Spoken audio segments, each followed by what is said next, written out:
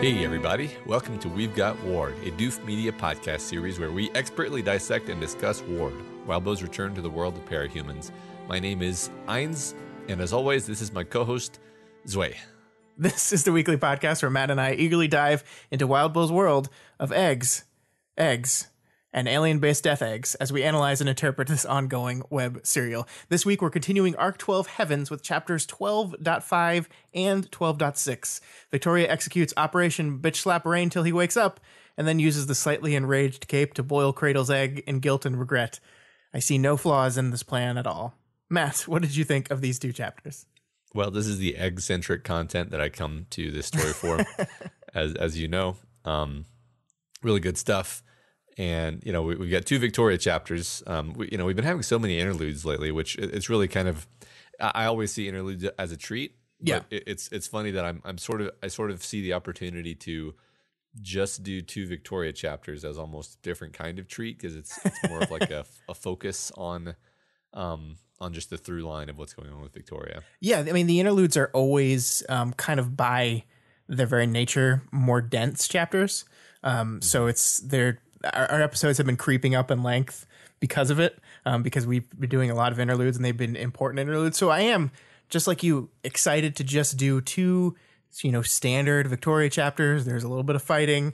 There's a lot of character work going on here. There's a lot of good stuff, but it just doesn't seem like it's quite as dense. So maybe we get to focus on some of the writing more than just talking about the stuff that happens. And I'm looking forward to that conversation a lot. Me too. All right, some announcements. Yeah, so Scott, what's going on with your March Madness tournament? Yes, March Madness is now in round 2. We've gotten through the first 64 of our characters. Those were eliminated. 32 of them are dead. Rest in peace, all those sweet, sweet people. We only have 32 left, so we're in round 2 right now.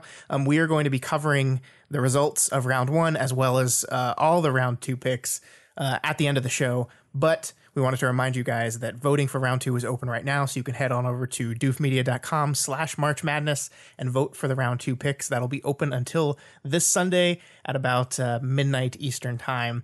So go vote in those, and we'll keep covering this as we go. The other thing we said, there's a way to leave comments on the polls, and when we go through the results of this round next week, we'll read some of the people's comments that they left as they were trying to decide between some of these characters, because it's getting harder, Matt, and people are struggling with this more, and we wanted to give them an opportunity to comment on the things that we're forcing them to vote on. So go do that. Yeah. By the way, it's not who would win unless you want it to be. Right. It's like obviously Contessa just wins the whole thing if it's if it's a who would win. Anyway, I wanted to remind everyone to go check out Deep Impact if you haven't yet, and if you haven't read Pact, then go read Pact, obviously. And if you're not sure about those, then maybe listen to an episode of Deep Impact, and then you'll say, that sounds really interesting. I'll go read Pact now and catch up, and then you'll be hooked. Yeah, and that's how it works. I caught up. Well, I didn't catch up because I'm not. But I've read through about an arc and a half of Pact, and I caught up on all the podcast episodes today, and it's really enjoyable. And they do it in like they're only doing a chapter at a time, so it's like half-hour chunks. So it's not these long marathon episodes that we have. It's just little half-hour chunks of episodes, and it's kind of easy to just set aside a little bit of time to do one at a time and catch up like I did. So yeah, I'm enjoying the show. I'm enjoying the book, and we want you guys. Our buddies are doing some great work, and we want you to check that out. Yeah, you're right. Much more disciplined in terms of time than those We've Got Ward guys. How do they do that? I don't know. We should ask them. All right. Let's get into 12.5. All right. And we return to Victoria, re-witnessing several of the scenes that we observed via her shard in the previous interlude. She inwardly seethes and imagines tearing down the building on top of the enemies within, perhaps connecting with the idea that she stands on a ledge at risk of becoming a tyrant. Yeah, I think you're right. I mean, I think that's part of what led the shard to going down that point of view. And that's, I think, one of the things I want to focus on here at the very beginning of this chapter, is because from the start of this section until pretty far into like almost a fourth of this chapter, maybe even more, we're just seeing the opening part of 12.all play through, but this time from Victoria's point of view, right? So basically up until the point where Victoria says, I have a plan and points at Chastity, that we've all seen this before in the last chapter. And I think it's pretty clever because I think this allows us to like very clearly and concisely draw a line between the parts of Victoria that the Shard is aware of or paying attention to and the parts of Victoria that the Shard is not as paying as much attention to.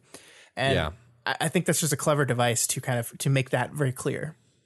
Exactly. Yeah. I mean, I almost read it as like she's having a lot of her own thoughts, and then she's having conversations with people, and the Shard is sort of passively aware of what's happening, but not really paying a ton of attention. And then it's going off on its own little philosophical ruminations in a very Victoria way, which is just even more delightful in retrospect. Yeah. I mean, there's a whole conversation that she has with Sveta in this chapter that the Shard didn't make any note of at all, because it was completely unconcerned with any of that going on. But yeah, we talked last week about how being with Victoria might have humanized the Shard a little bit. And I still definitely think that's true, especially as compared to what we saw in March's Shard. But humanized doesn't mean human, right? And there's one of the things we see right away here is Victoria is frustrated. She's angry. She's talking about destroying things. Like she wants to rip through the building and just destroy the egg. And that anger was not translated by the Shard, right, at all. Like we felt no intensity of emotion like that from the Shard's point of view that we see from Victoria here. So while it is in tune with her thoughts, it is either unable to or unconcerned with like some of her emotional resonance here.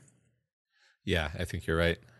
Yeah, but I think we do see parts, like I think like there are parts here when she's talking about like wanting to destroy it, when she's talking about, she says she wants to take the egg he'd made to be uncrackable and take it apart, figure it out how to unravel the riddle. There's parts of these moments that you can almost see where the Shard translated it into her, like her general like inquisitiveness and her dedication, right? Like those are the two things it mentioned about her, that no matter the label, these are two things that Victoria's about. And in the very part of this chapter, we're having her go through this kind of angry rant where she's like, I wish I could do this. I wish I could do this. I wish I could just crawl into a ball and cry. But I can't do any of that. I have to like, and that's, it's not like the Shard was not in tune or not paying attention to that thought process, but it still got to kind of the same place where it's talking about the two traits that define her more than anything. Mm-hmm. Yeah. It reminds me of we were talking about this before, J Maniac's interpretation of the Shards as the reader, and how like we're kind of like the protagonist sort of becomes yours, right? Like that's our Victoria. That's our Victoria. She's totally indefatigable, right. And we're proud of her. Like we know she's going to take a minute. She's going to be rocked by the horror of what she's seeing, but then she's going to rally and she's not going to be swayed from her course. And we love that about her. And then here we have her Shard thinking those same things. Yeah, I mean, we've talked about the J Maniac's video before on the show, right? I think so. I think we have. Yeah. If not, then check out J Maniac's videos about metatextual elements in Parahumans. The more I read this book, the better I like that interpretation of the story. And I don't think it like, I don't necessarily think this is the intended read of the story, but I don't really care like intended or not. Like I think it slots in perfectly. And like, especially the more we sit with the Shards and more we see like reading over 12.all again last week, really like I love it. It's so cool. It's so interesting. It's a fun, really interesting way to look at the story. And again, it is talking about the power of storytelling and the purpose of storytelling in a way that I like, because I like those things. So whenever there's an interpretation that talks about, hey, storytelling matters, I tend to gravitate towards those interpretations. So yeah, me too. Anyway, completely distracted, but I definitely was thinking that as I read through these chapters. Yeah. So faced with the egg-shaped cocoon of preserved flesh holding Cradle, her mind goes through possible solutions, biology powers, considering Chris, and then inevitably skipping off the consideration of her sister. A bit later, she'll think of a list of other capes like Blasto, Rattenfanger, Jerky Meat, Jamestowner as being non-options. Yeah, and it's interesting here that she's kind of like combining the two things she's primarily worried about right now, right? Like she's looking at the egg and she wants a solution to that, but also in the back of her mind, she's thinking about Sveta and her problem and how she has to solve her problem. And that's actually when she lists those 4 capes, she's thinking about, could they make a body for her? She still calls them non-solutions, but I really like this. Like there's this part that I love. She says, as you're talking about, like she skips through her sister, right? And she gets through this kind of circular thought process in her head, right? Where it ends up back to her sister, and so that she kind of chastises herself about getting in that circular view process. But she goes back to that non-solution that was my sister. And I think there's a little bit of reading in there. I think that like there's this line earlier, a couple sentences earlier that says, my thoughts briefly settled on Chris, Labrat. They touched on other alternatives. And she never goes into what those other alternatives are. But I think the implication there is that she actually is thinking about her sister there, because then the later line is back to the non-solution that was my sister. So it's like you kind of see her thought process of skipping over Amy, but then that avoidance technique failing and actually landing on her. Yeah, right. I mean, and all the problems she's facing, many of the problems she's facing are ones that Amy is like most capable of solving of anyone in the world, right? But she's just and it, like, now at least we're at a part in her character arc where she's able to think about that for a second before rejecting it, instead of just failing to think about it at all. Yeah, but still not an option. Yeah, still not an option, right? We'll see how long it remains not an option when other people realize that it's an option. Yeah, but there's one thing I wanted to talk to you about in this moment of her chastising herself for this kind of circular spiral of getting caught in thoughts. She talks about how she recalls that she used to do this a lot, when she was starting out, and that there was a dream from her very early days of caping that she would just have again and again and again. It says, trying to save someone who'd fallen from a high place. I'd fly after, grab their hand, only to find it so slick with blood that it slipped out like a wet bar of soap. And the person would fall, and she would fail to catch them, and then this dream would repeat over and over and over again.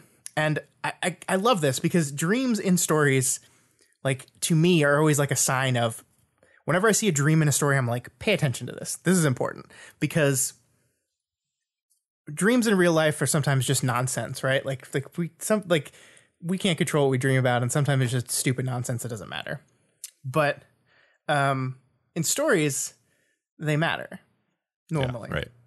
I mean, right. The author chose to put it in there. Right. So, yeah. A story is already a place in which everything in the world matters in some extent, because it's all part of constructing the story. But then you put a dream in the story, and the dream matters as well, but it doesn't have to play by all the logic rules of the world. You can do whatever with it. You can show whatever. You don't have to construct any kind of imagery around the logical rules of the world. You can just do whatever you want. So it has power. It has power to convey messages there. And I think in that line of thinking, I always jump into the dreams that characters have and really want to inspect them. And I did that here, and I don't even know how much this matters to the overall direction of the story right now, but I just thought it was really interesting and worth examining a bit. Sure, absolutely. So on the very surface level of this dream, we see here Victoria's dreaming about her failure, dreaming about her perceived failure to save someone. Again and again and again, she's swooping down, she's trying to save them, and she fails. The blood is coating their hand, it makes her unable to get a grip, and they slip and fall. Now, you could say that the imagery of blood, these people are covered in blood, is her failure on a larger scale, right? Because she's failing, there's blood everywhere, and that's only compounding her failures, and it's just failure everywhere and everything. But, Matt, blood on hands is a very coded image in life, not even storytelling. It's expanded into life, right? We use the idiom, there's blood on my hands, all the time. Right. And in that vein of thinking, I think this gets even more interesting, because it's not Victoria's hands that have blood on them, right? You would think if she's looking at this dream as something of her own personal guilt, right? This is, I'm guilty. I feel like I'm failing to save these people. you would think the normal way to convey that image would be there's blood on her hands. She's failed these people. It's not what it is, though. So it's almost as if saying, while Victoria is failing to save these people, yes, they're all guilty of something. Is it their own blood on their hands? Is it other people's blood on their hands? Is Victoria so ineffective at saving the world because each and every person she's trying to save is responsible for hurting another person? Can a world in which everyone is guilty, which everyone has blood on their hands, even be saved? And I love this as like a little encapsulation of Victoria at the time, but maybe just of Victoria in general, right? Of her view of this whole thing. I mean, it's very interesting because, like, on a symbolic, story level, Amy is a person who has red on her hands perpetually because she's tattooed red on her hands, and so Amy, like, figuratively has blood on her hands at all times. But that's not what it meant in the dream because that happened after the dream. But this is a story, so things can mean things that don't necessarily make sense, right? But it's all that's really interesting, and I like that interpretation that it's not just it's not just I tried to save them and they fell out of my hands. It's I tried to save them and their hands were too slick with blood, and in a sense, she's kind of trying to save her team, right? Like, that was her mission from the beginning, was I need to help these guys, Jessica. And many people in her team can be said to have blood on their hands, or at least be guilty of something bad, even if they didn't hurt anyone specifically. And can she save them? Are their hands too slick with the blood of what they've done that she can't actually save them? Yeah, no, I love that. I think you're absolutely right. And that actually makes me happy because it means that I didn't just completely waste my time diving down this rabbit hole of exploring this one sentence of dream that we have here, because I think that does tie into, how Victoria views what she's trying to do and her existence and her general frustration with the world, right? She is trying to save the world, and she's so frustrated that the world stops itself from being saved. And I think that image is there in that dream. Yeah, I think you're right. It's pretty cool, actually. I'm glad you pulled that out because I didn't take it on anything other than it says something about her character, but it says quite a lot, actually. Yeah. I think if you draw it out, I think it's just general rule when you're reading a book, if dream happens, perk up your ears a little bit, or your eyes, I guess. Pay attention a little bit more, because I think the authors like to do things with those dreams, and even if they're not doing it, even if that was not the intended explanation of the dream, right? I still think it can say something, and I think it's because of that lack of logical rules that you need. It's like a free reign within a constructed story. Yeah, I think you're right. So now she talks to Sveta, and they agree that there isn't an obvious solution to this problem that they're facing with the egg. And she thinks about how well this situation aligns with basically what she missed out on back when the Slaughterhouse Nine were ravaging Rockton Bay, specifically in the sense of the enemy's willingness and even eagerness to do harm and to be monstrous. Yeah, and I really love this because so much of this chapter, and I think indeed this entire arc, is about what can we do? We finished off the last arc with this decision seemingly made. Victoria made up her mind. She decided, okay, we're going to kill Cradle, we're going to kill March, and if anyone that assists them that gets in our way, we're going to kill them too. But that doesn't make it easy, right? You've made that choice, you've made that decision, but that doesn't mean everything's just easy now. Because now what? Now what do we do when innocent people are involved? And I don't there's hundreds of soldiers in this compound now, and yes, not all of them are innocent, but some of them are less guilty than Cradle and Love Lost and March are, right? So do we just kill all these people? Is that we've decided we're going to kill anyone that's allied with them? We can just kill all of these people now? Can we kill all these people? How do we win when we're fighting against a force that is able to be this brutal. And this is when I get back on my Lord of the Rings quoting, Matt, where I have to quote Lord of the Rings every one of these episodes. But like, yes, I'm reminded of the Theoden line where he says, "What can men do against such reckless hate?" Right. And that's kind of the thing that they're stuck with here is like, how do we win in a way that doesn't make us completely lose ourselves in a situation like this? It doesn't have an easy answer. There's no Gandalf coming to save them to crest the ridge and charge down and save them all, right? Like, you're stuck here with your tough choices and your difficult situations, and what are you gonna do? And I love it because in this moment, Victoria is like, this reminds me of the Slaughterhouse-9, and I was so mad and I felt so guilty that I couldn't have been there to see that fight to the end. And then she says, well, wish fucking granted, Victoria. So it's a sign like I wish I could have been there. I wish I could have been helping and fighting and doing all this stuff. It's like, well, you're here now and you're realizing how fucking difficult this is because none of it's easy. None of it. Yeah, right. It's almost like she's never quite faced up to, like, she's always wished, she spent all that time in the hospital. She has always wished that she could specifically help fight against the monsters. And now she's in one of these situations where it's like, there's the monster right there. And I don't know if you've actually considered how this would feel in this moment, Victoria. And it's hard. It's bad. Yeah. Yeah. Well, we talked about how Victoria is very much the type of person that she feels most comfortable when she has a clearly bad guy in front of her to punch, right? Like it's when things are the least gray, when it's obvious, like I good guy, that bad guy, punch them really hard and to win. Yeah. And she's in a situation where in theory, it's never been clear, right? Cradle, clearly monster, clearly bad guy, clearly guy that we probably need to kill. And yet, even in that moment, you're not going to get that easiness. You're not going to get those easy decisions. You're like, it's complicated. All this stuff is complicated. Yeah. I can't help but think about how Cradle is not similar to the Slaughterhouse-9 because, making a sphere out of people is something that Bonesaw might do. But she would be like laughing and like talking about how clever an idea it was and how artistic it was. And it would be fucked up in that specific way. Whereas Cradle is basically just like, well, this solves the immediate problem that I have. And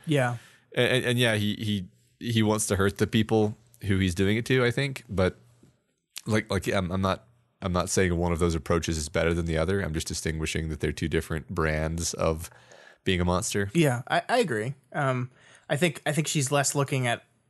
I think she's more looking at like the result of their monstrosity and not the underlying reason or enjoyment of the monstrosity. But I get what you're saying. Yeah, no, I think you're exactly right. And the fact is that when you're looking at an egg made out of human flesh, out of living human flesh, you're not thinking about like the motivations of the person necessarily. You're just like, yep, that's not going to be allowed. Yeah, whether or not Cradle is getting any kind of enjoyment or glee from the thing he's done doesn't matter in the moment, right? We have to stop this person and this bonesaw person. Ugh, yeah. Anyway. Yeah. So Victoria returns to the heroes and they discuss strategy. There's an interesting discussion of the Russian system of organizing squads of soldiers around capes, with Mark providing a lot of commentary because he had a friend who was one such cape soldier, and then Victoria providing the normal amount of knowledge gleaned from research that we count on from her. Yeah, and I love that interaction, that kind of dynamic, right? Because Victoria is giving the book knowledge, textbook understanding, and Mark is filling in like the color. He's personifying these people. These are human beings, right? And they're human beings that happen to be on the other side of our heroes right now.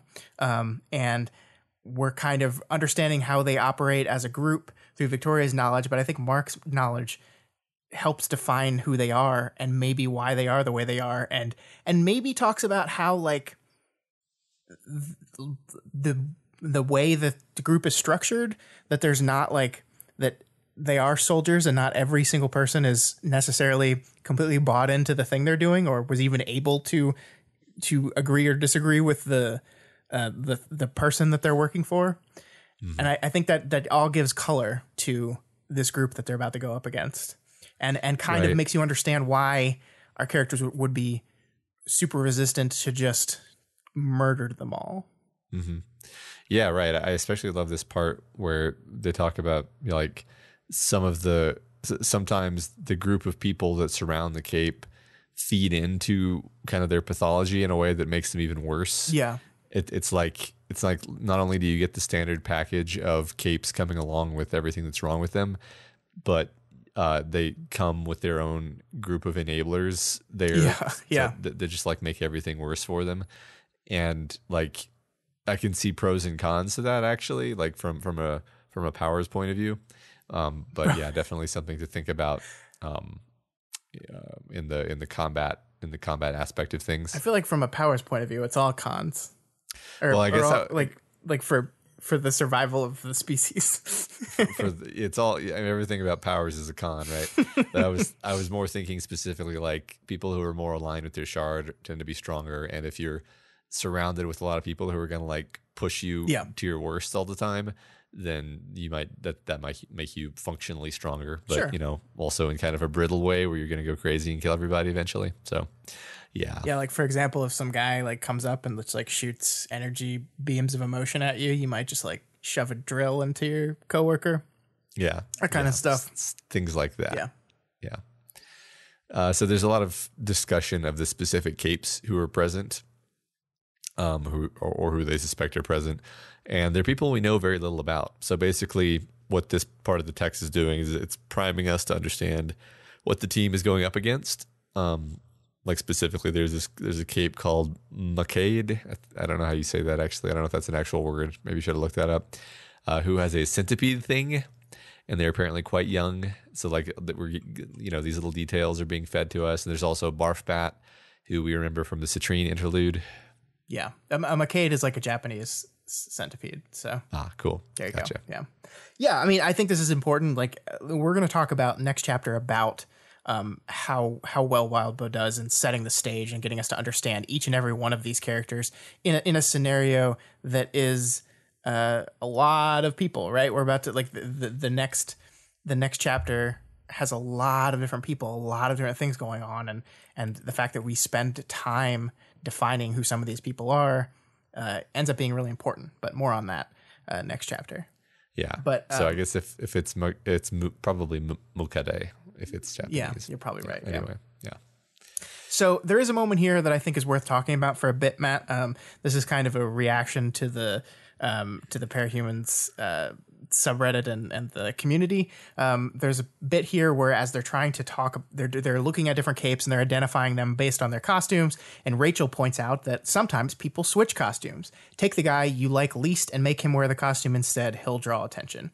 And several people in the community have looked at this and looked at the fact that Rachel does have a pretty close friendship with Vista, and this moment happening in the chapter after Vista had died, and they're using this as evidence that's saying maybe we're like subtly setting up this fact that Vista wasn't in the Vista costume and that was somebody else that died, and it wasn't her that March killed, which like that would mean that Vista was also in the city and then like watched, and like the second her clone or her distraction friend got stabbed, she like took her power down. Yeah. I mean, the group of people who Rachel fought who used that trick in the past included Vista. Right. So that is a plausible theory. Yeah. Well, no, I hadn't heard this before, actually. I don't like it. Vista's dead, guys. Vista's dead. I'm sorry. I don't know, Scott. Now I have a glimmer of hope. See, that's why people have glommed onto this thing, because that's what they want. But look, here's what I find more interesting about it, though. You are right that Rachel knows that Vista is part of the group that has used this before. And what I think is more likely is Rachel is processing the fact that Vista might be dead, right? They watched on TV as the city unfolded. Thus, everyone jumped to the conclusion that Vista was probably dead. She knows Vista might be dead. And perhaps in her head, she's working through excuses for why she might not be dead, right? Like she's trying to, well, maybe they did something like this. Like we're trying to come up with excuses for why this character we cared about isn't dead. Maybe that was on her mind too. And then so they're talking about capes and they're trying to match people by capes. And there's this thing that's on Rachel's mind, and she goes, "Oh yeah, I know about this thing that I know some other capes did where they switch costumes." There's no textual support for that at all. I just think it's interesting that people glommed onto this thing, and then you could kind of warp it to where those people are right, except for the part where Vista's definitely dead. I'm so glad Vista's not dead. No, Matt. Thanks, everyone. No, Thanks Matt. for letting me know. No. I'm going to move on from here. Happy. I'm happy now. Okay.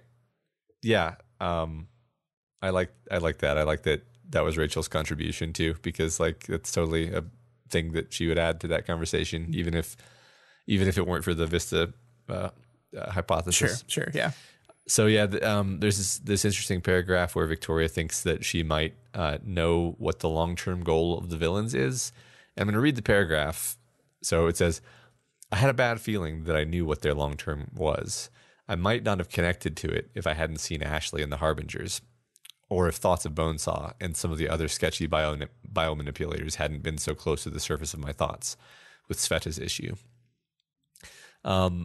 So like when I first read this paragraph, my mind immediately went to Amy. Like these are all sort of concepts that circle around Amy. And then the implication being that the villains are going to want to capture or corner or co-opt Amy somehow. But on a reread, I'm less sure that it's that specifically, and I have some other ideas, I guess. But what do you think? Yeah, I don't think it's too crazy that your mind went there, because Victoria is a very Amy-centric person. So thinking about a plan involving biomanipulation going to Amy in her head is not too crazy of a thing to think about.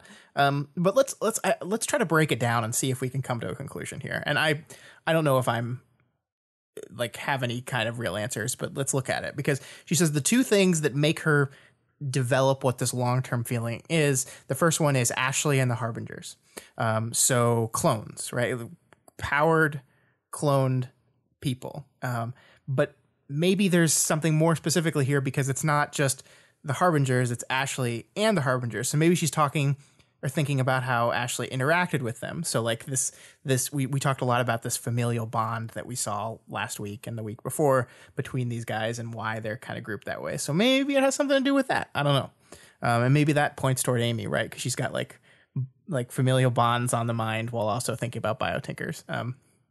But then also the fact that thinking about Sveta's problem makes her thinking about Bonesaw specifically, and then all the other sketchy biomanipulators. So those two things, I don't know if that actually helped us clear anything up. Well, I mean, what it pops back into my mind is basically things that Victoria hasn't witnessed, but we have, like Bonesaw saying to Amy, like, "Hey, we could stitch together 100 capes and make our own like Endbringer monster with 100 powers and kill an Endbringer."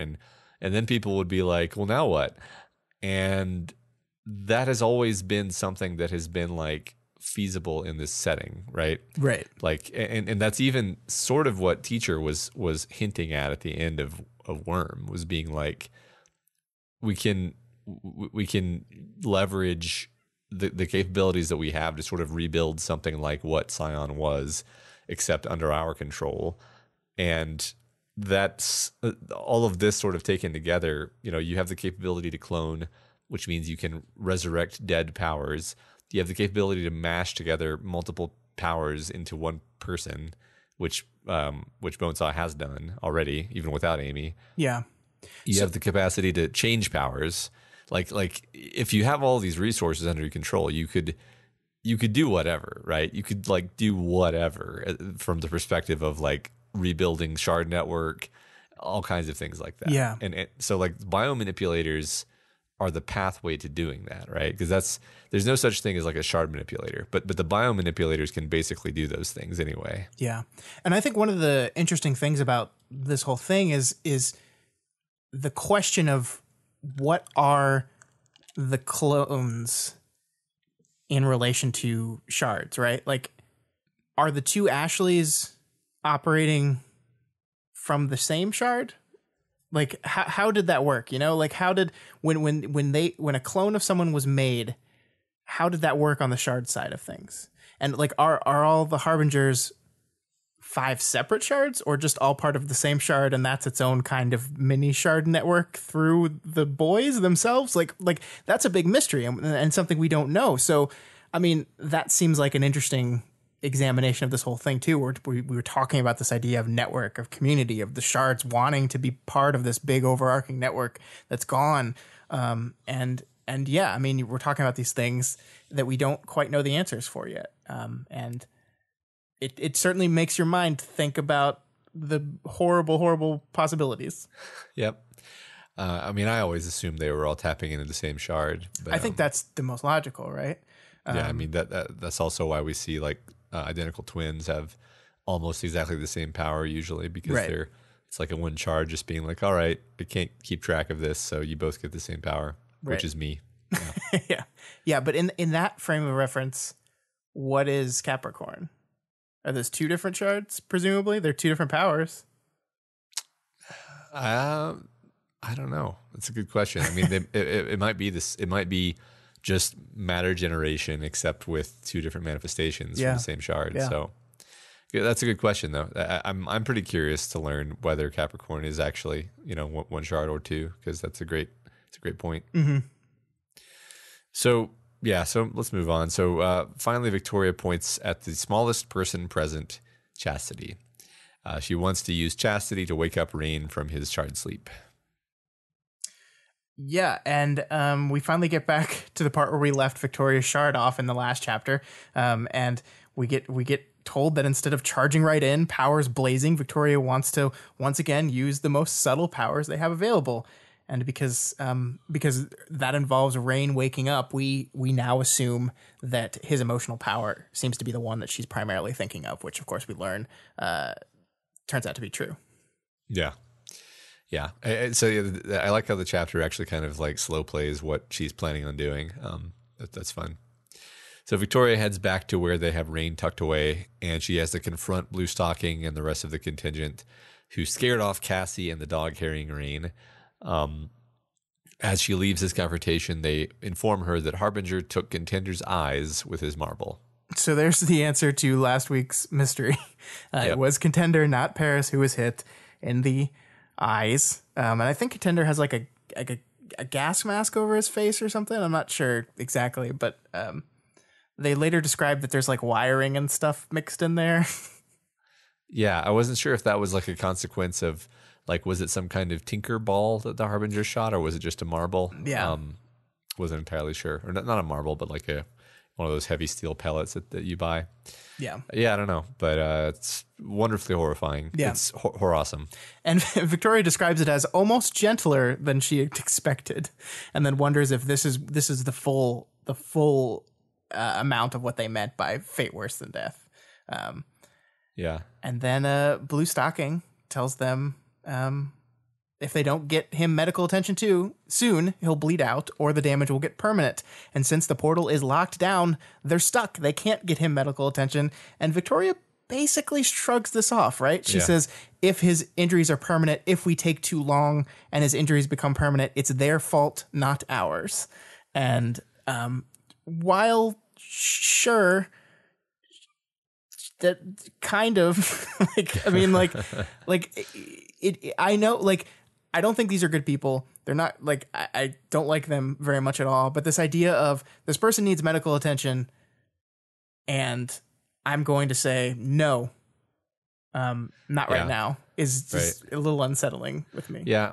Honestly, Contender is one of the ones where I'm least surprised, because he was part of the group that machine gunned her friends. So yeah, no, I mean, like, that's, I mean, I completely, like, I'm not trying to say that any of these people should not have been harmed in any way, but just the idea of Victoria just being okay with saying, sorry, if you don't get medical attention, it's not my fault. And I don't know, that just sat wrong with me a little bit.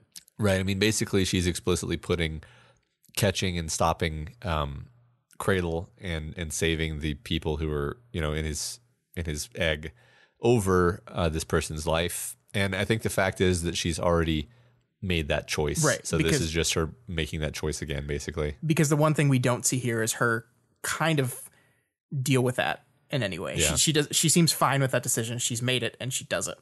She doesn't she says it sits odd with her what happened to Contender. Like she's not like jazzed about it, but she clearly like it's so funny that we saw from a person last week who was like almost stopped the number boy as he shot the ball bearing. To now is just like it's tough. Yeah. Right. And I think we'll see like a connection of this theory, or not this theory, of this feeling when she fights Etna here in a bit. Yeah. Yeah. You're right. So yeah, she spots Etna, who's apparently like bobbing around and launching glass balls at the dog carrying Rain and Cassie. And so Victoria spends a couple of paragraphs thinking about tactics for dealing with the woman. And like she's like, oh, let me consider this, or option one, blah blah blah. And then I love how this is executed. Option two, though, was to catch up to her when the constant turns had fucked with her most, tackle her, and use my flight and her disorientation to flip us both 10 times in 3 seconds before arresting our movement and firmly depositing her in the nearest hillside.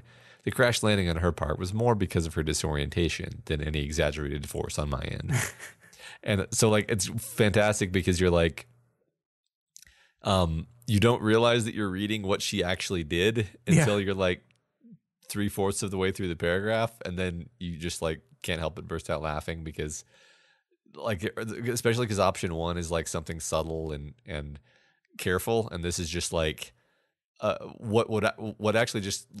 When you visualize it, it's just kind of hilarious that she just slams into her, uses her flight to spin them around, and then just launches her at the hillside. Yeah. And she just splats in. Like, it's so like Looney Tunes, like level of like painful. And I love it. Yeah, but it's so good. I mean, it's a fun, like it's just fun writing. You're right. Because it's a different way of describing the battle. Then it upends your expectations, but it also, I think, is reflective of where she is as a person right now, because like she's going through her strategies and she outlines option one. And then normally I think you would see Victoria outline option two and then make a decision and then go forward with her decision. But no, she's like, option two is to do this right now. And she, instead of outlining it in her mind what the plan is, she just does it. And it's a perfect encapsulation of what's going on in her head right now, where and we see that rather specifically later, where she's just like, she's got no more fucks, Matt. She's all out of them, and she just wants to, if anyone's standing in her way, she wants them gone. Right. Yeah. I mean, she's thought several times about how basically frustrated she is with Edna specifically, like and here again she thinks about how Edna is like reckless, willing to ally with the worst people, willing to just go along with things and never really take a stand. And here she is being a pain in her ass again. And it's like, this is just the culmination of all of the times that Edna has pissed her off in the past. But I mean, it is funny because she thinks, I had no idea why I found it quite as irritating as I did. Chalk it up to diminished defenses. Yeah. But I think we kind of do, because Edna's like the anti-Victoria in like every way. I mean, she even sort of has like a flight power and like she's kind of a mirror to her in that way. But she just is like the kind of person that you just know Victoria would hate. She goes along with things. She uses her power in a lazy and thoughtless way. It's like, that's going to get under her skin, definitely. Yeah. And what I love about it too is that she's still like aware enough to question why she's as irritated as she is. Like, she's not just going, I had no idea why I found it quite as irritating as I did. So she's still like aware enough of her stuff to question her behavior, right? Like, she's not just like, she's done. She's in fuck it mode, but not like 100%, right? Yeah. Right. Like, because she's still questioning that. She's still questioning her behavior, like why she's getting to these places. Yeah. Absolutely. And the thing I find most interesting about this is at the end of this whole thing, she slams her into the ground. She's done with her. She's pissed off at her. She, like you said, she is like a anti-Victoria kind of. And then she says, maybe I'd be more forgiving if I find out later that like Blue Stocking ordered her to do that. Like she's like she's acknowledging that Etna might have just been following orders. It's like, I can't deal with this right now, but maybe if I learn about that later, I'll feel a little bit more bad about being so annoyed with her. But it's just like right now, nah, don't have time for that. Right. Personally, it's impossible for me to feel bad at all about her throwing this person into a hillside. Well, I'm not saying she should, but I just think it's funny that like that thought goes through her mind, that she almost comes up with an argument for why she would be behaving in this way after throwing her into the ground. Yeah, true. So finally, Victoria explains her plan fully, which is, as Byron says, to turn Rain off and turn him back on again. Chastity agrees to do it despite the risk of being eaten by a shard monster, because love is the most important thing. And because she said she would help Rain before. Yeah, but just with love. And then she just says, no, I said I would help him, which is wonderful. Yeah, I mean, I love this part because it's like, they're like, he said he wanted a way out of the dream. He said he wanted to find a way out of the dream. That's what he wanted anyway. And so that is what kind of encourages her to take the risk, because she knew this was something that he wanted. And man, Matt, all of Victoria's plans recently have involved like being heavily abusive to Rain in some shape or fashion. I'm just starting to feel bad for him. Yeah, it's true. There's a lot of hitting Rain. There's a lot of invading Rain's personal bubble. Yeah, that's happened in this arc in general, and it's going to happen in the next chapter too. We'll talk about it then too. Yeah. So after Chastity is knocked out, Cassie starts to explain a bit that her and Chastity are very close, and we're going to revisit it in a minute. Actually, when I guess we'll just talk about it now. Yeah, we'll just talk about it now. Yeah, when Cassie elaborates that Chastity feels like she has an expiration date because Heartbreaker would dispose of women in their mid-20s. And Victoria promises that she'll keep an eye out for somebody who would be a good match for Chastity. And then she says, my best friend needs help too. She needs a body. I'll keep an eye out for your friend if you keep an eye out for mine. Yeah, so we joke around about Chastity and her interactions with men a lot because they're really funny. Yeah. And we've joked around about Cassie and Chastity's friendship a lot too. We've done a lot of winky faces and innuendo about what's going on here. But look, like, this is friendship in its purest, wonderful form. This is a person who genuinely looking out for the well-being of her friend, who, thanks to her terrible, terrible father, has such a damaged, terrible view of relationships and love. The whole setup of this scene that we're talking about right now is because Victoria called Chastity incorrigible. And that was enough for Cassie to be like, not like, she doesn't walk up to her to yell at her about it, to fight her about it. She just kind of walks up to her and says, look, you're kind of right. But here, understand why. Like, you might be right about her behavior, but try to understand why she is this way. Here's what happened to her. Here's what she's been through. And it's this beautifully kind, compassionate moment where Cassie is showing how much she cares about this person. And then we kind of link it back to Victoria and Sveta here, where Victoria is asked for help and then asks for help back. And by linking these two friendships, we understand like the level they're both on, right? We've now said Cassie is to Chastity as Victoria is to Sveta. And I think that is the most clear way to make everyone understand the importance of each of these characters for each of the other characters on both sides of this thing. And I love it. I love it so much. It's wonderful. Yeah. I don't think I have much to add there. I love how that bit is handled. And it's an interesting little interlude, that's kind of woven into this chapter. Because again, it basically takes place in two different places in the chapter. Like we're sort of primed on it, and then Cassie later like takes her aside and is like, look, let me kind of clarify what's going on here. Yeah. And it's heartwarming, and I feel like something's gonna come of it, because I feel like we're getting this whole like Chastity plot line, for lack of a better word. Sure. Yeah. where things are going to come due. I mean, like, because, you know, you could have, I mean, I think we kind of knew ever since she said, like, you know, many chapters ago, like, okay, Rain, I'll help you because it's important to protect love. And that's finally coming due here. So I kind of expect to see other things to come due in the future. Yeah.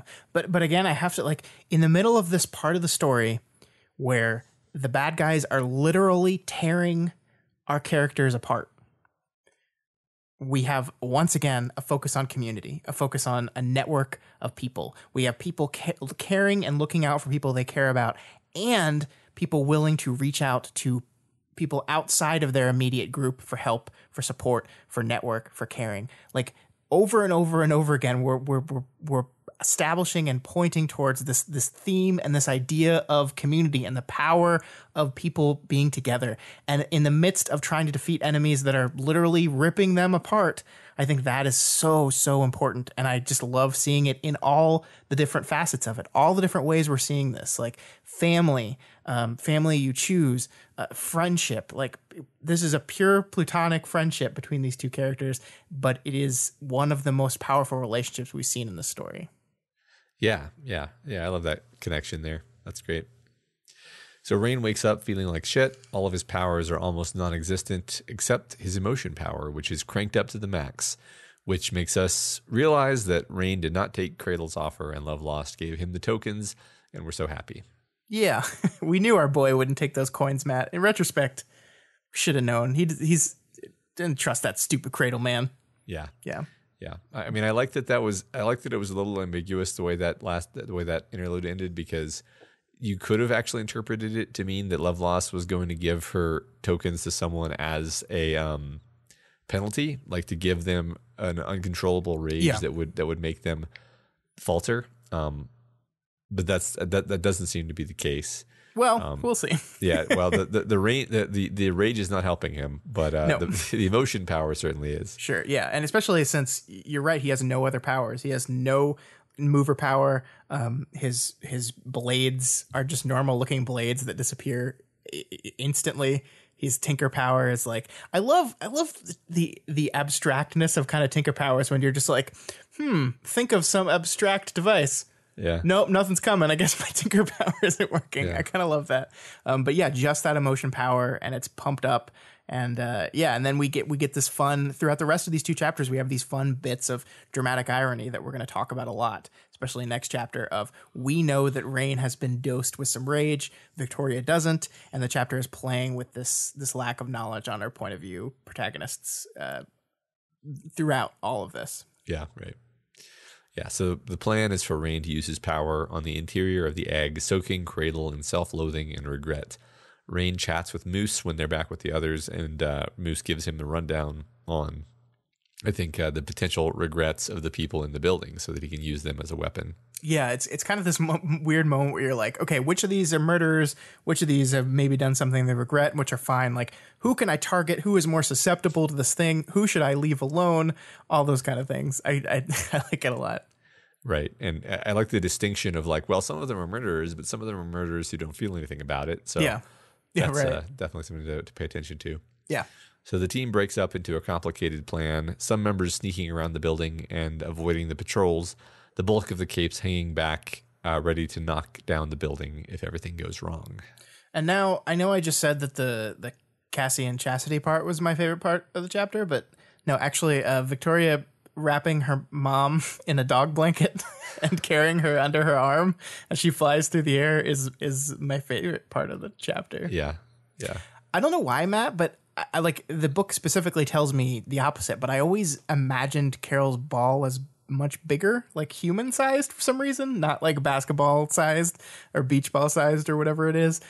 So like, even though the book literally said the opposite, in my head it was always much bigger. So I actually think it's way more hilarious now that I can see it as like just a ball size that you could just carry around like this and be like, ah. Yeah. I guess I don't know exactly how big it is. I see it as like basketball sized. Yeah. I mean, if it fits under, like, if you can hold it under your arm, right? Like if you're holding it like this kind of. Oh, people can't see me. Never mind. Like this, guys. Like this. Well, I also didn't visualize it as glowing. I visualized it as metallic, so it's another one of those things where oh really your brain just does whatever it's going to do. I always visualized it as glowing. It almost certainly is, because that's why she puts the dog blanket on it. But right. Who knows why I thought that? Yep. So she, as she carries her mom and Rain up to a window, she notices Rain's heart is hammering as she lifts off with him, which I suppose we ought to interpret as the rage manifesting. Yeah, and I like the structure of this, because we set this up. We're going to be talking about this dramatic irony a lot next chapter, as we said, but we're setting it up at the conclusion of this chapter. We're rounding about to the end of this chapter, and we're kind of laying the groundwork for you to understand. Yes, he's going to be agitated. Now you get to see how that plays out and how that increases the tension of the events that are going to happen. Yeah. So Rain and Victoria sit at the window, and Rain begins to cook the egg. And she makes a second chapter-ending egg pun, Matt. So happy. Yeah, a second. If you do one more, I heard that Eggle juice comes. There's a Beetlejuice reference, guys. You guys know Beetlejuice? No? I hope so. I'm down for more egg references. That's why I'm here. Oh, that's why you're here, Matt? That's why I'm here. Okay. So chapter 12.6, and we pick right back up with Rain cooking that egg, and it's very quickly apparent that Rain is losing it a little bit, in a way that I find delightful, frankly. He can't keep his voice down. He keeps making these violent movements with his arms, and his words are just like kind of like betraying this deep anger that's growing in him.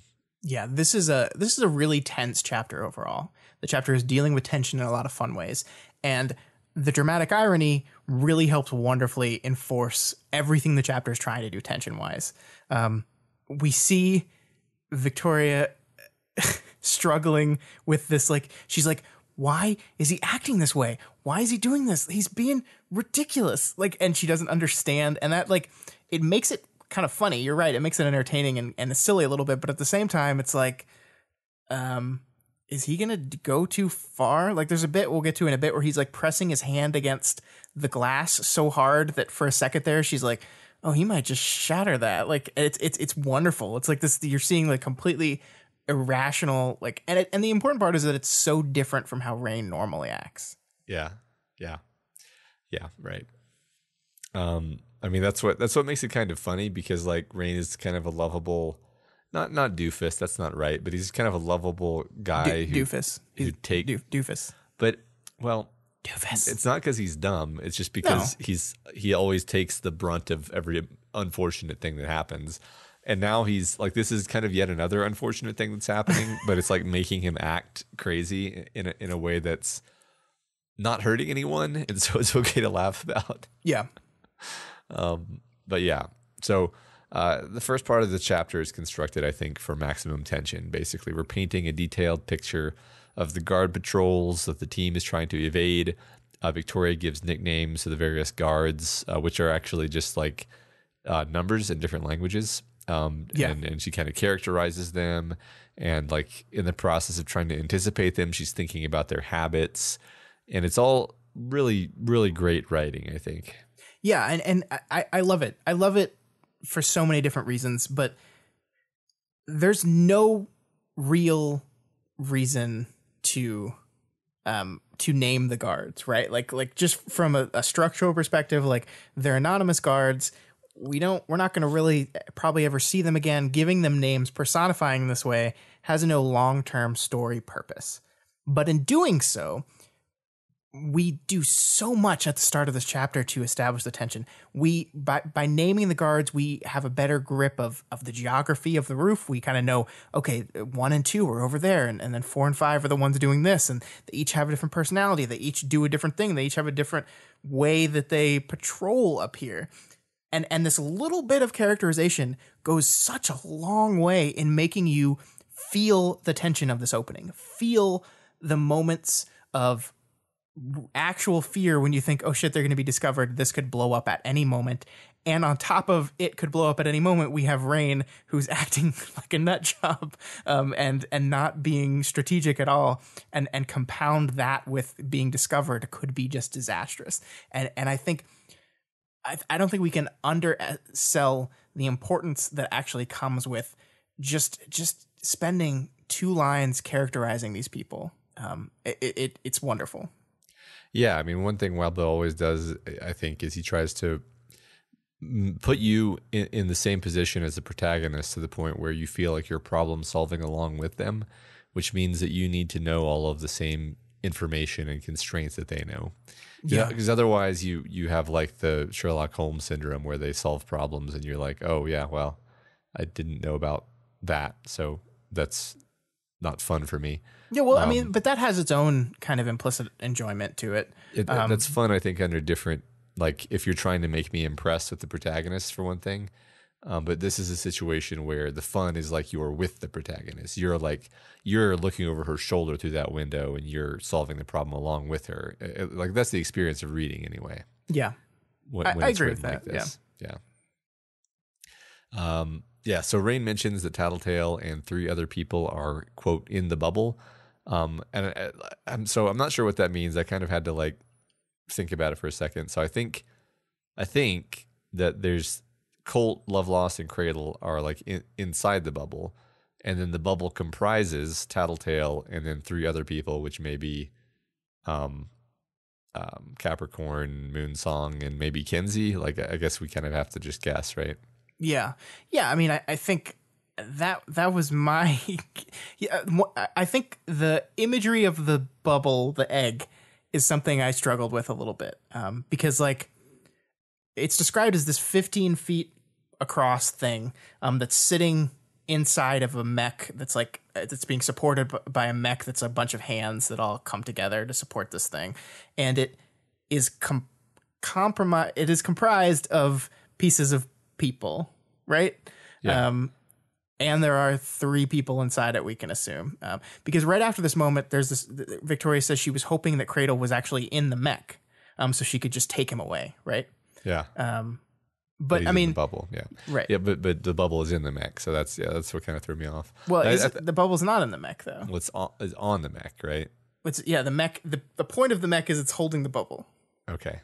So it's okay. Yeah. Yeah. But if the interesting thing is if it is the other way around, right? Is if it is saying there are Tattletale and 3 people inside the egg, then the question becomes, what's Tattletale doing in there? Why did he pull Tattletale in there too? Right? I mean that becomes an interesting question that I don't know the answer to. If that is what we're supposed to take from this. Yeah, I think we'll figure out what's going on here. I was just a little bit thrown off. Yeah. So Rain is also sniping at the various soldiers in capes with his power, surgically hitting them with bursts of regret, watching their reactions, and then playing a game of pushing, just when it seems like a push would throw them off balance. Yeah, and again, our dramatic irony reveals its head here. We know Victoria has asked him to go easy on these people, and normally Rain probably would have been really good at like going very easy on them and not pushing too hard. But we know that this Rain is not quite himself today, and that his power is much more powerful than it normally is. The fact that he's more powerful with less ability to hold himself back we're seeing this pushing and prodding, and we're now worried, is he going too far with this? What's going to happen? Like, is this really going to work out in a way we want it to? And that's all part of leading to the overall tension of the chapter. Yeah, right. So speaking of violating Rain's personal space, I think it's funny how Victoria keeps forcefully shoving her hand under his mask to block his mouth. Yeah. Instead of just being like, shh. Like it's, I mean, there's been so many instances over these last several chapters of like her grabbing him, shoving him, grabbing his mask, just ordering someone else to slap him. I don't know. It's, I mean, part of me thinks it's just funny, but part of me is like, is he gonna be like, stop touching me? Right. You know? Yeah. I mean, I think it's great because like functionally, putting your hand over someone's mask doesn't stop their mouth from moving in a way that. Well, she shoved her hand under the mask onto his actual mouth, which to me would just drive me crazy. I'd be like, get your fucking hand out of my mask. What are you doing? But covering a mask, that's my point, is covering a mask. Like right. I can still move my mouth just fine unless you're like, like it's out of necessity, but you're right. It is like it is poor Rain getting abused again. And I think in the back of our mind, we're like, well, he's already an agitated state. Like the stuff that Rain without love lost teeth would put up with is not going to be the same stuff that this Rain would put up with. Yeah. And I think that's kind of in the back of your mind is you see her grab his face and then like fly down with him, right? Because someone was walking by. And she's just like throwing him around kind of like a rag doll. Yeah. Yep. So we learned a little bit about Chug-a-Lug, the trash changer, who flies over, and the description's super fucking gross, Scott. Yeah, I was eating when I read this, so awesome. Yeah, the description of the smell was I was just like, very vivid.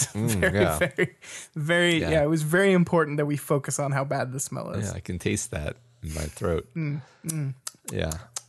So I think we've talked about this before. Wildbow has this deft way of doing the writing thing that I personally struggle with. Kind of harkens back to what we were just saying about describing the the traits of the guards. But I'm going to go into it more here just because I think that it's just really well done overall in this chapter. So it's an opportunity to talk about it. So like you've got this scene with like 50 bad guys, and it's seductive to just write the bad guys as like a mass, just like the mercenaries, the enemy, the black-clad assailants. And then when one of them does something, it's just like one of the mercenaries did the thing. But Wildbow has spent much of this chapter carefully lodging specific enemies in our minds. Like we know Chug-a-Lug now, we know the Lumberjack, we know Sabin, we know Red, we know probably twice that many actually. So what could have been just like a flat kind of same mass of baddies is made colorful, complex, dynamic, and tense on top of all that because you're following what is now in your head a very complex scene. Yeah. And I actually, I think this is something that I think in going back to our early experience with Worm, this is something that I think he's just tangibly better at than he was back at the very beginning of that book. I think we talked like one of the first big multi-cape fights in that battle or that book, how kind of things kind of got lost in the geography and like you kind of lost your way a little bit what was going on. And we compare it to this, which has so many different moving parts. We have so many different characters. Like we have all of our heroes and like Foil's off doing something and Sveta's over here with Carol doing something else. And then we have all of our villains. We've got at the same time as our patrol is rotating on the roof and there are two capes up there, we've got all these other capes at the bottom. You're absolutely right. Like this is so much stuff going on at the same time. And yet I was able to keep track of it. I never lost who was what. I never lost what was going on. I never lost what the stakes and the tensions and the conflicts of each little bit of the scene were. That's all clear and it all runs through in a very clean, organized, easy to understand way. And that's what makes the emotions of this chapter work. Because if you get confused, if you lose your way in it, you just lose all grasp of the tension. Yeah, exactly. So Victoria goes to check on Sveta, and Sveta actually seems to be like psyching herself up for having to kill somebody. Yeah. And I think the really important part that we need to point out here, though, and I think this is going to matter a bit in a couple minutes, is Sveta is just like chilling with Carol in ball form. Like she's just like holding her. She's the dog wrapped in the blanket and she's got tendrils around her. And she's whispering to her. When Victoria approaches, Sveta is whispering something to Carol and she stops as soon as Victoria shows up. And that might matter in a bit for some reason. Yeah, we'll see. So when she gets back to Rain, he's like climbing around dangerously on the side of the building, just like pumping power into the crowd. And he's just like overwhelmed with rage as he uses the power. I mean, we realize that, like the fact that he's using the power is probably what's making him lose it quite to the degree that he is now. Yeah, I think you're absolutely right. And I love the detail of this because he's climbing around on the little stepping stones that Foil left for herself. Yeah. And we know like Foil has like enhanced powers to make like traversing these things possible and Rain doesn't. And you're just like, "Oh, dude." It's like, I mean, it's literally like she's babysitting, right? Because like she comes back and he's gone and it's just like, "Oh god." It's like baby's day out, but with Rain. Yeah, it's hilarious. Mm-hmm. And I like this bit. Like he's using it on the crowd, and he's making them do increasingly dumb things and take risks. And she says, "Remember, your power educates them." I remember, Rain said. I disabled it just as he did the stupid thing. I laughed.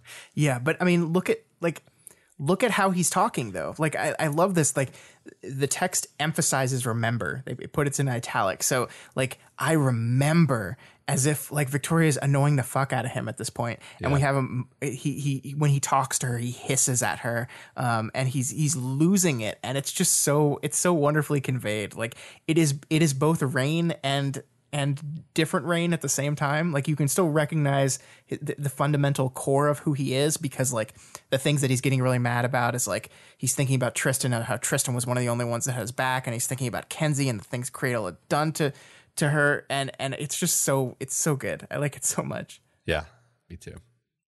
So I love that Sibin. I know I'm not pronouncing these words right. I'm sorry. Sieben. It's probably Sieben. It's German. I don't know. Yeah. Sieben, one of the patrolling mercenaries, found Sveta. So that's what happens next. They find Sveta because when there was a noise, Sieben intentionally looked away from the noise, because that's a pretty good habit to have unless you want to end up like an NPC in a Metal Gear Solid or Hitman game or whatever. So like, yeah, I just low-key love the competence and individuality of these mooks. Yeah, and it's great because Victoria immediately assumes that it has to have been because of a power. Like her immediate assumption is, oh, that was really clever and smart of you. Is it a power? And her response is, no, good habits. And I like that, like, it does a little characterization of this nameless mook, as you said, but it's also Victoria characterization where, like, whenever she's slightly impressed by someone, her immediate thought is, it must be powers related. And I think that's very Victoria in her. She has such a cape-centric view of the world. Yeah, good point. Yeah. So let's talk about this interaction that you mentioned a second ago. I'll watch them, Sveta said. Kill them if I have to. You, my mom said. She pointed at Sveta. I'm not impressed. What the hell? It's fine, Sveta said. What the hell? I whispered. I mean, I love this because Victoria just repeatedly saying "what the hell" as she's just like, "Oh my god, what did I miss? What's going on between you two?" And just like you can sense this just like simmering tension between Sveta and Carol, which I suppose has been there forever, but now it's just on the point of it's such a wonderful Carol thing to say. I'm not impressed. Well, and it especially combined with the fact that we know like Victoria has been going like above and beyond for the last few chapters to like help Sveta as much as possible, like to make her feel like she's helping and included. Like she knows Sveta's in a rough place and she's trying as hard as she can to like lift her up a bit. And then her mom comes in with this, I'm not impressed. And yeah, I mean, there's a lot of interesting things to be said about this, because like on the surface level, Sveta says, I'm willing to kill these people if I have to. And then Carol's reaction to that is like immediately like super negative. And like, while I'm not like a huge fan of this idea of like killing like captured prisoners, I think it would be a rather understandable thing in this situation, where if someone like suddenly tries to escape or fights back or attacks you, like to try to take them out, and also just to use as a threat to these people because they can hear what you're saying. Right. And I don't see Carol as the type of person that would like that is the reason, right? That like threatening someone with death is going to be the reason why she gets mad. Because like when Victoria flies back to the situation, Carol is standing there with two light blades against their neck. Like she's already threatening them with death. That's what she's doing, just in actions instead of words. So that's why I want to go back to this idea that Sveta is whispering to her for who knows how long, like probably maybe a while. Maybe she's like airing stuff out, or like the last time we saw those two people talk, Sveta told Carol to mom the fuck up, right? So like that's when we last left their conversation, and now we're here with she gets an uninterrupted. Like Carol is in ball form, she can't talk back. She's a ball, and Sveta is just allowed to talk. She has a captive audience, and she's allowed to talk. So. I mean, I think that's more what Carol's "I'm not impressed" is coming from. Yeah, I agree. I felt like that she was reacting to something that had happened before Victoria got there, which is why Victoria is like, what the hell? And he's like, that's not what's happening right here doesn't make sense. And then Sveta just being like, it's fine. Is indicating like, we're not going to talk about it right now. Yeah. And Sveta knows exactly why she's saying this to her. Right. Exactly. Yeah. Totally. Yeah, I love that bit because now the implication is you're right in Victoria's point of view where you're like, what's going on here? Why? What did she say to her? What did Sveta say to Carol? What's going on with Carol right now? Yeah, can't wait to find out. I mean, is it probably Victoria related, but maybe it's a lot of the swan song stuff we've been talking about that's kind of been in the background of all these interactions for the last few chapters. I don't know. I can't wait to see more. Yeah, me too. So Victoria gets back to Rain just in time to watch Red obliterate a couple of guys with her masses of splashes of heavy metal pieces. And Rain's like, oh no, I drove them to do that. Yeah. And Victoria thinks, or she says, yeah, and then thinks, I was caught between saying, that's not on you, and I did fucking tell you to go easy. Yeah, it's such a loaded statement, right? Like, it's just like, I was caught between saying that's not your fault, and that was definitely your fault. Yeah. Like she's somewhere in between the two, and she doesn't know which way to go, so she just leaves it at and again, we know like she is confused. Like I told you to do this. Why are you acting like this? And she doesn't know, and it's just a wonderful way to hold that tension and keep that tension going. Yeah. And then I love this whole subsequent conversation between them because I think it's very important for both characters. It's this great moment for them individually and then kind of for their, I guess, relationship, right? Because they have been spending a lot of time together recently. Because Rain compares what he's doing right now to what cult leaders do, pushing buttons, manipulating. And Rain says it makes him feel big, powerful, better, and that makes him feel sick. Like the fact that he feels good doing this stuff makes him feel sick. And Victoria, formerly Glory Girl, says, yeah, sometimes you do feel satisfaction when you fuck up people who deserve it. The danger, she says, is when you stop feeling shitty about feeling satisfaction about it. And then he goes on and he says, but I'd feel worse if I didn't do anything. That's the way it goes, I whispered.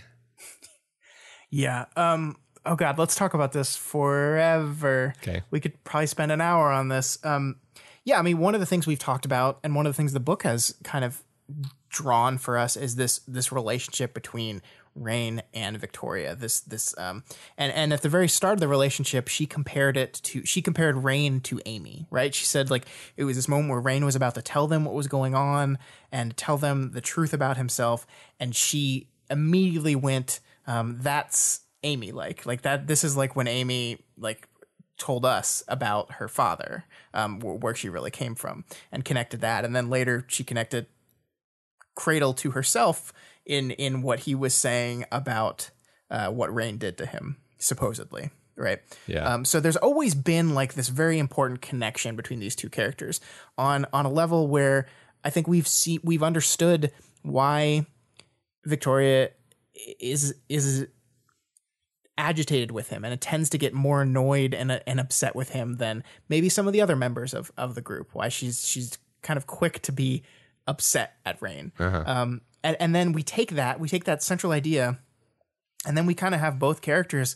come together in a moment of where she fundamentally understands exactly what he's going through. So we've kind of moved from her seeing him as this Amy substitute in her life to maybe understanding him on a different level, to maybe that's a hint towards her ability to understand Amy, or maybe that's just her growing to understand that maybe what she didn't like about this guy was how much it reminded her of herself.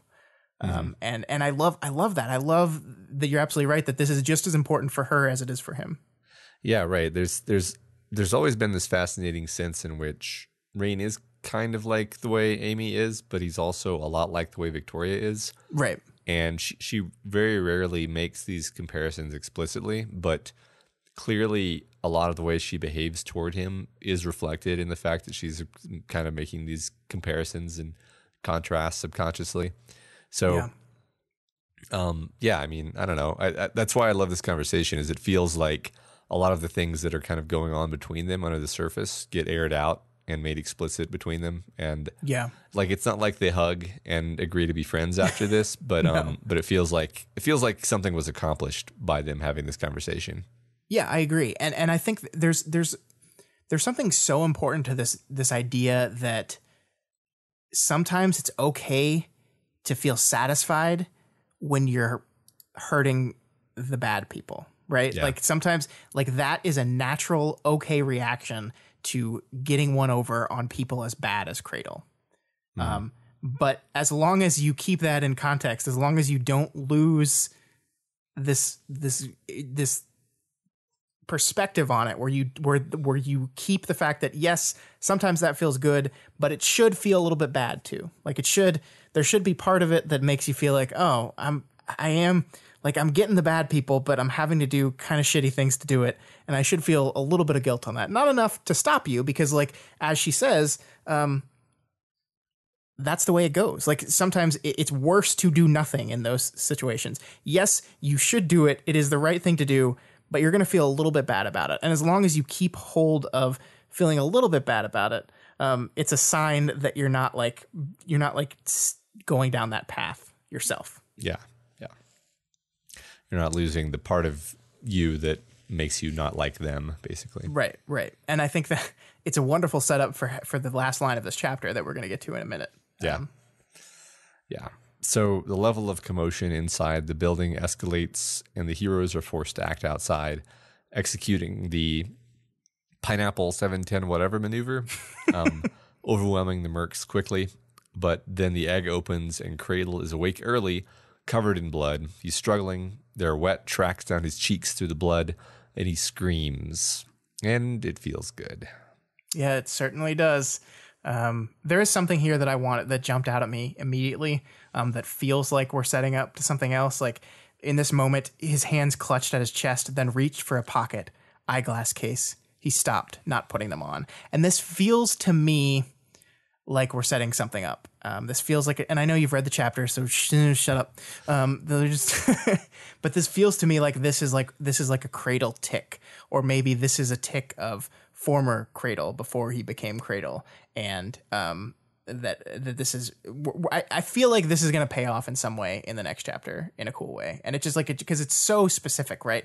It's so like the first thing he does is reach out for his eyeglass case, then he stops, he doesn't put it on, then he reaches for his mask, and then he stops and doesn't put that on either, and then he just screams. Like that is a very significant series of moves, and I feel like that's going to pay off some way. Yeah. In the next chapter that I know is a Cradle chapter. So yes, I love your thoughts here. Okay, thank you.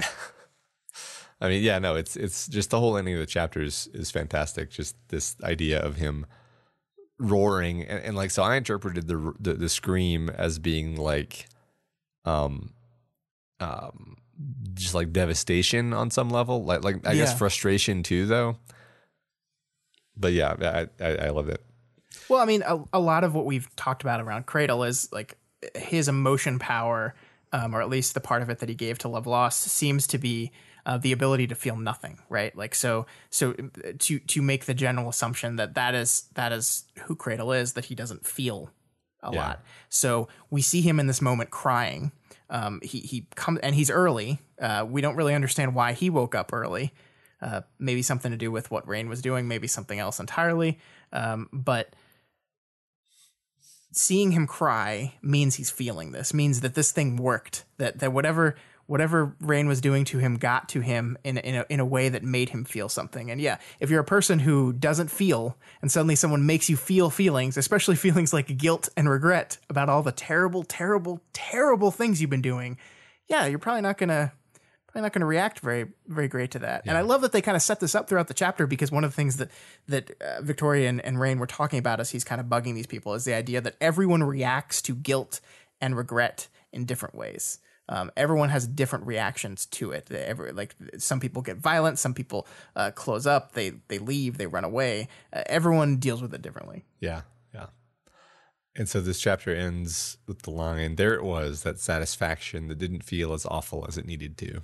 And that's just a wonderful payoff. We had this whole moment where Victoria is coaching Rain, as long as it doesn't stop feeling bad, you're good. And then she admits here in this moment that him screaming, the fact that this worked, that they boiled him, didn't feel as awful as it needed to.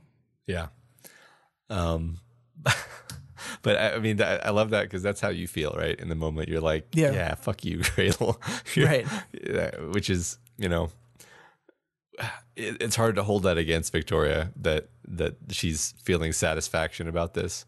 Yeah, and I'm not gonna sit here and be like you should or should not feel this. The thing that I find fascinating is her awareness of it, right? Like she is the one saying this. She is both feeling really good about this while simultaneously being aware that she doesn't feel as bad about it as she feels that she should, or that she needs to feel. Like it's not that it didn't feel as awful as I wanted it to. It didn't feel as awful as it needed to. Yeah, and we've talked about how, the Shard said Victoria was on this ledge and she could go this path, and then we have this moment where we seem to be moving towards this real moment of choice for Victoria, where she's gonna decide which one of these paths she's gonna go down, and this is a beat along that path towards that eventual choice. Yeah, I mean, I think that's an interesting point to close the discussion on, because I have a hard time seeing a path where Victoria is anything that I would consider to be a tyrant. Yeah, I agree. But that doesn't mean that the path isn't something a little bit more nuanced than I'm maybe considering, because like stuff like this, like you give her the power to stop the monsters. Yeah. And suddenly things look different, right? Like she's got the waste shard, right? She's got garbage powers. She only gets good use out of them because she's clever. What if she suddenly had really great powers and she could stop the monsters? But in order to do that, you have to impose your will on a lot of people who don't want you to do that. Now you start to risk becoming a tyrant, right? Now that's actually plausible. Yeah. So I guess that's kind of where my head is at right now, is like, maybe at the start of these two chapters, I was like, no way does Victoria become a tyrant. That's so antithetical to who she is. And it's like, yeah, well, you hand her the button and you say, you push this button and you can stop the monsters. But a lot of other stuff is going to happen. People aren't going to like it.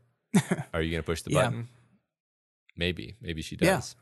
I mean, I think you're right. I don't think any kind of tyranny from Victoria would look as cut and dry as what we think of when we think of a tyrannical person, right? I think it would come in a kind of insidious way where it seems like the right thing to do, and it probably would even be, to a certain extent, like once again, I think we have to say that her killing Cradle here, if she is the one that ends up if she's the one that pulls the proverbial trigger on this, it's the right thing to do. He's clearly a bad person that needs to be stopped. He needs to be stopped. Right. But yeah, like that is a perfect way to demonstrate going down a path, is that you do it in a situation where it is unquestionably the right call. What about the next one? What about the next one? What about the next one? And I don't know if that's where we're going with her. I hope that's not where we're going with her. I hope she's better than that, but that doesn't mean that it's not a possibility. I mean, I do feel like the story is going to be facing her with these questions, and right. Then what path she chooses will be, the drama, actually. Yeah, I think you're right. Well, yeah, that's and it's not like life and these stories is not about just that choice, right? It's it's 1,000 micro choices. Yeah. Like you might even make the decision to turn away from this path of tyranny that her Shard was talking about. That doesn't mean that, okay, you're done, you've did it, you've done it, you've walked away from that path, and you'll never be challenged to make these kind of decisions again. That's just not the way things work. And so yeah, it's going to be interesting going forward to see how that goes. And I think my thing is, as long as Victoria stays with her group, values her community, values the network that she's created, and her natural inclination to reach out to other people for help and support, she can stay away from that path. Yeah, I hope so. So that wraps up the chapter discussion. Now let's talk about last week's discussion question and the wonderful answers y'all gave. So the question was, consider what these Shard POVs are saying about different ways trauma can manifest and different ways people can respond to their trauma. All right, and first up we have exe JPEG Windows Media Viewer. I don't know. Yeah. And they focus on specifically on Victoria and March for obvious reasons, because those are the shard point of views we've seen. First, they say Vicky's shard point of view represents someone struggling to maintain a delicate, healthy equilibrium in the face of past traumas rearing up and a currently stressful situation. While difficult, this has led to Victoria having more stable relationships and made her more understanding of others. While March's shard's point of view mostly shows someone having fully given in to the comfortable delusion, not really managing or even fully acknowledging their trauma, and acting on these delusions has gotten numerous innocent people and even one of her friends killed. That's a really great comparison. That's a good summary of the differences between the two of these characters and how those shards represent those differences. Yeah, I like that too. Cal Subalu says, I think that with the loss of the warrior hub, the shards have experienced trauma, which in some cases directly parallels their capes, and therefore one of the core themes of the story, recovery. We know the shards have been hurt because that's sort of what caused all this trouble. We've seen what happens when the shards fail to cope with their losses, broken triggers, slow bleed out of power, change paralysis. We've also seen some of the things that happen when a shard latches onto unhealthy behavior in an effort to be not broken. In 12. All shards shut off their cape's powers to experience a moment of communication, potentially putting at risk what's left of their ability to change. What we haven't seen much of is shards actually learning coping mechanisms or finding ways to recover through using them. It seems plausible that a shard, cough the waste, cough, or a group of shards, cough breakthrough, hack, might learn some coping strategies from their hosts that can be applied to themselves, that they might be able to recover and even self-improve in a manner that doesn't involve centuries of combat games. Yeah, so I like this a lot. I like specifically this idea that, well, I guess it borders on being a theory, that either waste or or like the collective of breakthrough or some combination of the two, sort of, when you think about it for a minute, have a lot of unusual shard shenanigans going on with them, which could be like the secret code, to cracking the solution to creating a new hub or something like that. So, and that would be kind of satisfying in a number of ways, because they're also the therapy group who is trying to recover. Sure. Yeah. Yeah, I like that a lot. It's the power of group therapy, right? Yeah. I continue to be worried about this idea that like reestablishing the shard hub is the way to go. like that's going to be a good thing. The shards connect to each other now. Great. Problem solved? No. Well, yeah. I mean, I think maybe that's just kind of conceptual shorthand for something shards, something recovery, change, and potential for growth, that rather breaking the status quo, which is basically like the shards are all going to die and everybody's going to die and everything's bad. Yeah, I mean, I certainly like this idea of extending this, because one of the things that Worm did so well was extend this metaphor of trauma beyond just the characters and to the shards themselves. Like, I still love the moment where Sion is defeated via bullying, right? Yeah. And so that's like taking the metaphor and exploring it from all angles. And so this idea of recovery and taking that and not just exploring that within our characters in general, but using the shards as a much more broader explanation or examination of recovery is an interesting idea, that what these shards need to do now is get better. And what would that look like? I think that is an interesting path to think about. Yeah. All right. Next up, Sarah Penguin thinks that Waste has shown us what the shards want most is an identity, and she compares the identities of all the different members of Breakthrough and how that they're doing a similar thing. They're looking for identity. So Victoria, she's cycling through different identities and she has to try to find one that fits her. She has to deal with not being able to identify with herself when she disassociates. Swansong is a part of her recovery, is establishing a new identity away from a terrifying villain persona, and she has become more Swansong. She seems to be much calmer and more stable. Sveta, Cauldron took her identity from both her physically and mentally, and after what went down with the Irregulars, she also lost most of the camaraderie from the people with her shared trauma. Byron, his trigger event was over a fight about Tristan stealing his identity, and then he has to deal with it with trying to have his own identity while trapped inside someone else. Tristan, same as Byron, but with the added issue of being gay. He has to deal with people like Paris who are willing to attack him and people he cares about. Rain, his trauma is being raised and abused by a cult, and part of his recovery is forging his own identity, not one that was forced on him. Chris, he's dealing with the identity of Lab Rat versus Chris and trying to make himself feel like himself. And then Kenzie seems to have more of an issue with the lack of identity. Kenzie seems to formulate her entire personality around the person she is with. She even changes her cape name last minute, and that shows she's changing her identity to make one person happy. So yeah, I mean, like this general idea that everyone in Breakthrough is having their own kind of version of an identity crisis. They are searching for who they are and what that means. And through Waste, that is exactly what we saw the Shard is doing too. The Shard wants its own identity. And that could be hinting at what most of the Shards want. Like, remember, we only have these two things to compare. So we have Victoria's Shard, we have March's Shard. We know one is lost and searching for identity. We know the other seems pretty confident in what it is. Maybe Victoria's Shard is more representative of what they all feel like. And then everyone is searching for identity as these Shards are as well. I like that. Yeah, that's really, really awesome how well that fits. How man, there's just so much going on with these characters. I love it. Yeah, that's why it's because they're complex, three-dimensional characters with lots of different facets of everything this book is talking about mixed in there. Yep.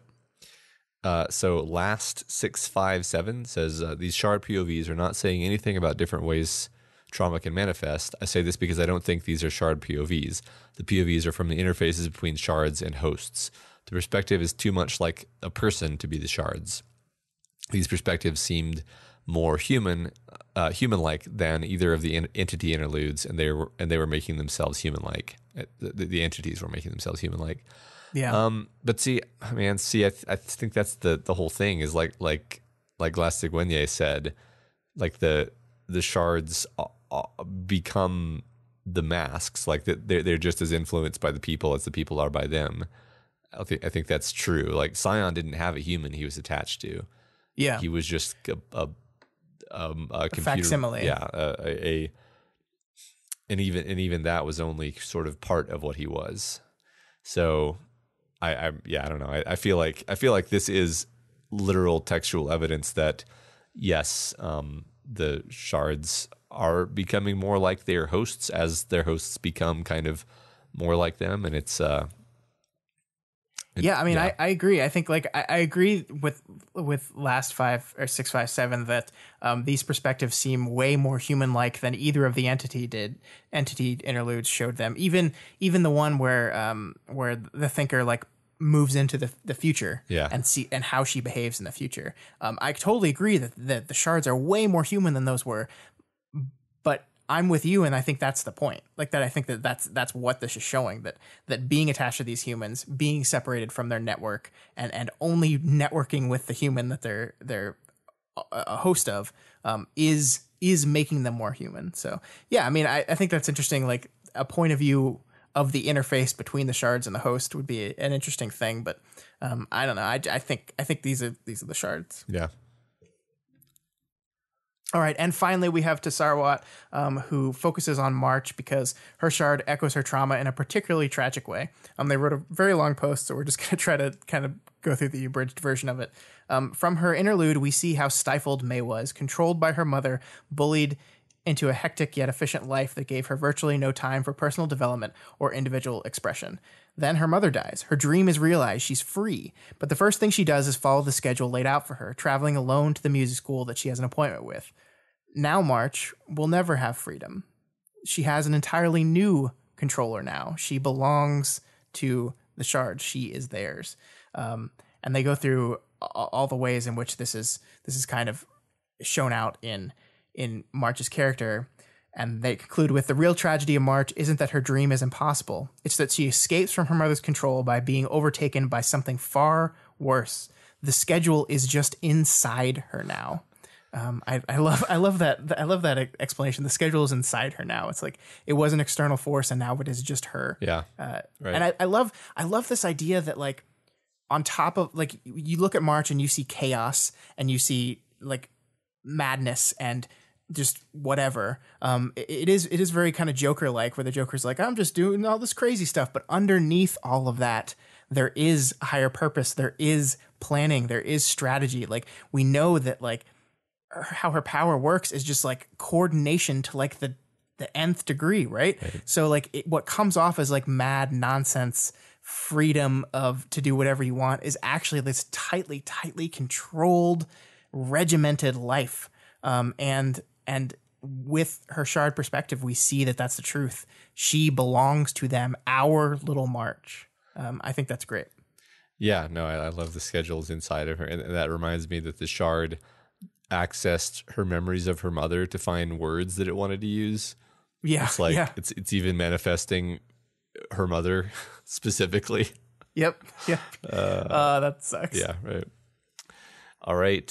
So discussion question for next week is, who's your favorite Parahumans character who would have been a faceless background character in a lesser story? So someone that another story would not have spent any time focusing on at all, but that these stories actually did take the time. Yeah. And it's kind of loosely worded so that it can be loosely interpreted. So As we do. All right. So March Madness round 1 results, Scott. Yeah, so all the results, if you haven't checked it out, all the results can be found at www.doofmedia.com/March Madness. If you look at the brackets themselves, the scores are the percentage of votes that went to each character, so you can see that there. Because there were 32 matchups in the first round, we are not going to go through all 32 of them one by one. There's just too many. We will do this as the brackets shrink down as we get closer to the end, but for now, we're just going to like highlight some of the biggest surprises or interesting things that happen in this first round. So we can just go back and forth, Matt. Sure. So number 1, the memes lose. Yeah. People were very worried about like the sleeper and Emma being included in the bracket because apparently these are like meme picks and the memes are just going to win out just because memes and memes. That didn't happen. Tattletale destroyed Emma with 95% of the total vote. And our girl Victoria took down the sleeper with 64% of the vote. Yeah, people were really worried about this. I intentionally did Dragon versus Saint as well, just for the fun of that. And people were like, "Oh no, Saint's gonna win because people are gonna want to meme it." That didn't happen either. So I think the best thing about this bracket is it has conclusively proven that Saint was wrong. Yeah, I think. Yeah, right. All right. Next up. Everybody hates Brian. So every single member of the Undersiders advanced to the second round, except for our man Gru, who only got 29% of the vote to Miss Militia's 71%. Sorry, Brian. You're dead. Poor Brian. Again. Next, I'm Kid Win, and I'm here to Kid Lose. Or, I'm here to lose was the original quote. Kid Win goes down in the first round to Lung. Lung picked up 69% of the vote. Nice. With against Kid Win's 31%. Yeah, I really expected this one to be closer. I wasn't sure if I voted for Kid Win. I think you did as well. I expected him to do a little bit better here. It was a bummer. See, I just couldn't bring myself to vote against him. That was why. But anyway, yeah. Poor Kid Win. Yeah. And last we had just a few upsets in the first round. Not too many. I think we seeded rather well. The biggest upset of them all was the number 6 seeded Alexandria lost to the 11th seeded Echidna. This was the closest match of the round, Matt, with Noelle getting 52% of the vote to Alexandria's 48%. I think there was less than 50 votes that separated these two in the end, but Alexandria lost and Noelle moves on to the second round. That was really surprising. I didn't expect that. Yeah, it's one of those tough ones. I mean, as I'm looking over these upsets, they're all what I would consider to be tough picks. Yeah. And because the next one is going to break your poor heart, Matt. Okay. 7th seeded Trickster lost out to the 10th seeded Leviathan. You just can't beat these giant kaiju. You just can't do it. So brutal. This wasn't even a particularly close matchup, Matt. 32% of the vote went to Trickster. That's all he got, 32%. So, man, sorry, buddy. People don't like Kraus. Oh, man, I'm really mad. I'm really mad now. Really upset about this. I don't think you are. And lastly, the last upset of the bracket of the first round was 10th seeded Dinah takes down the Golden God Scion, who was the 7th seed. This was another close-ish match, with Dinah getting 57% of the vote to Scion's 43%. Sorry, Golden Boy. You got bullied again. Yeah. I mean, I like that matchup just because it's clever. Yeah, Dinah won again. Dinah won again. She's always winning. All right, Scott. Round 2 picks. We got 16 matches in round 2. So all right, let's just do it. All right, so let's start in the Aleph region with our first matchup: Skitter versus Jack Slash. Who you got, Matt? Skitter. Yeah, this is an easy choice for me as well. Taylor is. What is your methodology for this? Because we kind of intentionally left it open. I mean, mostly I'm going with like, what is the character who I just find more interesting? And sometimes that's actually very close. So then it comes down to things like, okay, well, who do I like more? Mm-hmm. Which usually has a clearer answer anyway. So that's like this next one, Jessica Yamada versus Eidolon. I find them both really interesting. I think I'm more interested in the concept of a parahuman therapist. So that's what the one I would go with. I voted for Eidolon here. Okay. I love Jessica Yamada, but I David's arc throughout the story is one of my favorite things about it. I love this idea of the all powerful hero who still feels like they're not strong enough. That's really appealing to me, and it's very sad. All right. Well, I guess we cancel each other out on that one. Yeah, there you go. Next up, we have Clockblocker versus Miss Militia.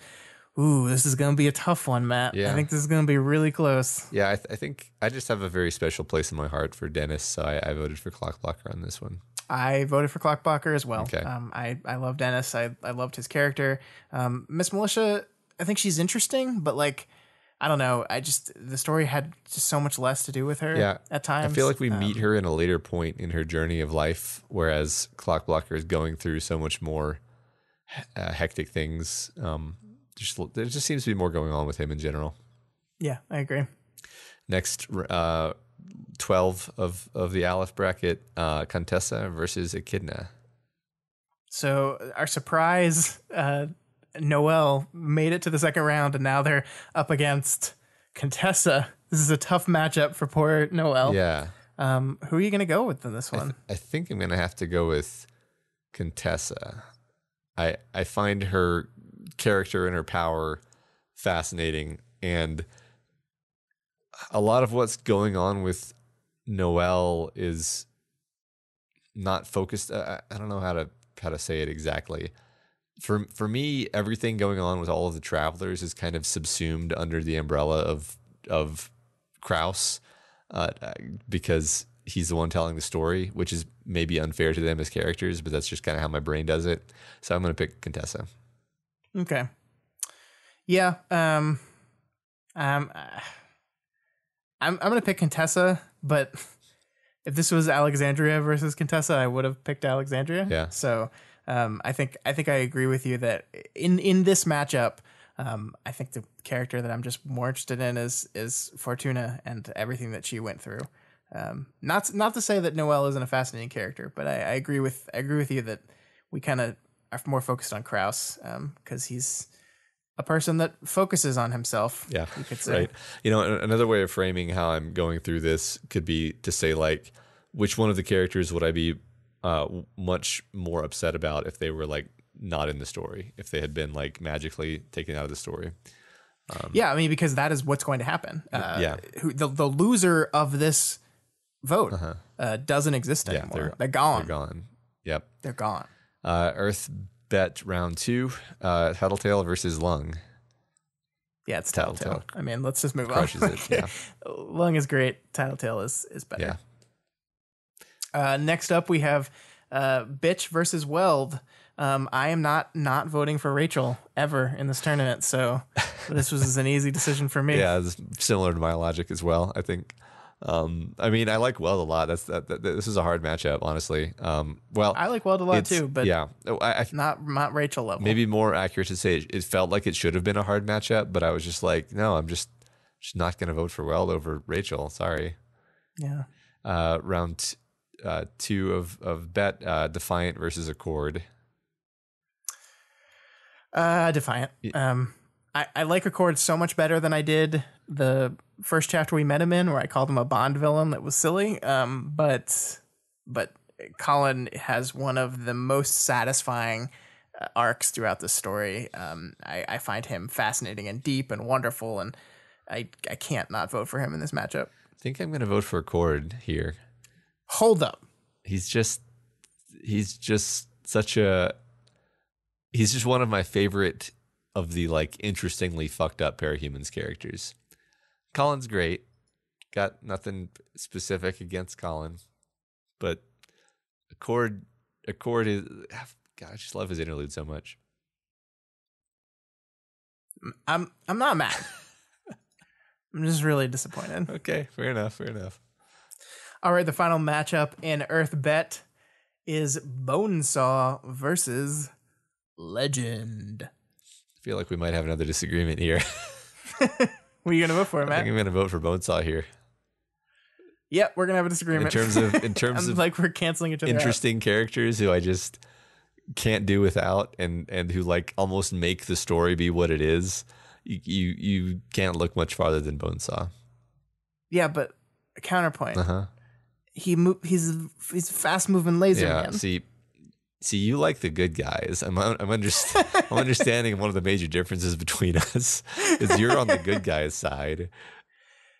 Yeah, I mean, I loved Bonesaw's, like, I loved her interlude so much. I mean, like the shockingness of the reveal of who she is and why she is the way she is really, really great. But he's a fun laser man. Okay, he lasers. I respect your choices. Next, Earth Gimmel, Dragon versus Foil. Yeah, tough one. People really like Foil. I think this is going to be closer than it normal. I think this is going to be closer than just about any versus Dragon matchup this early in the tournament. Yeah, but I think Dragon's going to win, and I voted for Dragon. Yeah, I voted for Dragon too. I mean, yeah, I just, Dragon's like very fascinating concept, and especially how she's executed. Yeah. Glastigwinye versus Vista. Tough one, Matt. Tough one. I voted for Vista. Yeah, I think I voted for Vista again because I'm still mourning. So I was just like, yeah, I really like everything that's going on with Valkyrie, especially if you include Ward. Of course, part of the reason I'm voting for Vista is that I'm also including Ward. Yeah, which I'm not supposed to be. Let's just move past this one. I like Valkyrie as a character. I'm very interested to see where Ward goes with her. I was never like in love with Glastigwinye. Yeah. I was never as interested in that character. I think, like, I'm not saying she's a bad character. It's just I was less interested in her in that early I can't talk anymore. Vista. Agree. All right. Regent versus Dinah. You know who I picked. You picked Regent. Regent's one of your favorite characters. Yes. I picked Regent as well. I like Dinah a lot, but Regent is such a satisfyingly fascinating character, and I love him. Yeah, and I feel like there's a lot going on with Dinah that we're not privy to because she kept away from Taylor. We did get an interlude with her, but it was when it was kind of before she came into her own. And it wasn't really about her as much as it was about like what's going on with Coil's everything. So we just don't know that much about her, and I wonder if we're going to find out more about her before Ward ends, like who she is, really, rather than just mysterious predictor. Yeah, I think you're right. Number Man versus Garrot. Sveta. Sveta, dude. Look, here's the thing about Number Man. I never liked him that much. Like, people seem to love Number Man, and I'm just like, I just don't like that type of character very much. I'm just like, you're okay, I guess. Sveta all the way. I think if I fall back on my who would I be much sadder if they weren't in the story rubric, then I go with Sveta too. Yeah, I think Number Man is interesting, but he's almost too put together and sure of himself to be like a tip top dramatic character, right? He's just like, well, of course I know the right thing to do. Yeah, I think you're right. I think that's putting words to why I am less interested in that type of character. Yeah. Earth Shin, the final region, and the first matchup is Imp, our number 1 seed Imp versus Parian. What did you pick here, man? Imp. Yeah, I agree. I like Saba so much, but you can't beat Aisha. I'm sorry. Yeah, that's kind of always going to be the rationale for me anyway. It's like, who's better than Imp? Let's just say there's a reason why our number 1 seeds are the number 1 seeds. Yeah, I think you're right. Next one, Victoria Dallin versus Chevalier. It's like designed to punish me. It's designed to punish me. I love. Here's the way I was able to do this, because we make our own rules in this bracket, and I say I can't decide. Ergo, I must do something, and my decision to do something was, let's just pretend I know nothing about Ward Victoria Dallin and just vote solely on Worm. And if I just vote solely on Worm, I have to vote for Chevalier. And so that's what I did. Yeah, I definitely voted for Victoria. I think honestly, I never loved Chevalier as much as you did. Not that get out. Get out. Not that I don't love his heroic scene.